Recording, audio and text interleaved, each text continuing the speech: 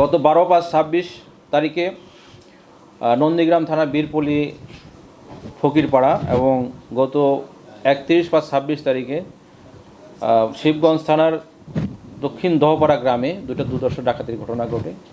এই ঘটনা সংঘটিত হওয়ার পরে আমরা জেলা পুলিশের ডিবি টিম এবং থানা পুলিশ মিলে টোটাল আমাদের টিম বগুড়া কাজ শুরু করে বিভিন্ন ডিজিটালভাবে আমরা তথ্য সংগ্রহ করি এবং আমরা ম্যানুয়াল যে সোর্সিং তার মাধ্যমে তথ্য সংগ্রহ করে আমরা গতকাল আমরা 5 জন ডাকাতকে ধরতে সক্ষম হই। এই দুই ঘটনার সাথে সম্পৃক্ত তাদের কাছ থেকে আমরা একটা মোটরসাইকেল, একটা স্বর্ণের চেন, ডাকাতিতে লণ্ঠিত কানের দুল, 5,500 টাকা এবং একটি মোবাইল ফোন উদ্ধার করি এবং 5 জনকে গ্রেপ্তার করি। তারা প্রাথমিকভাবে ঘটনার দায় স্বীকার করেছে এবং তারা অন্য কয়েকটা ঘটনার সাথে সম্পৃক্ত।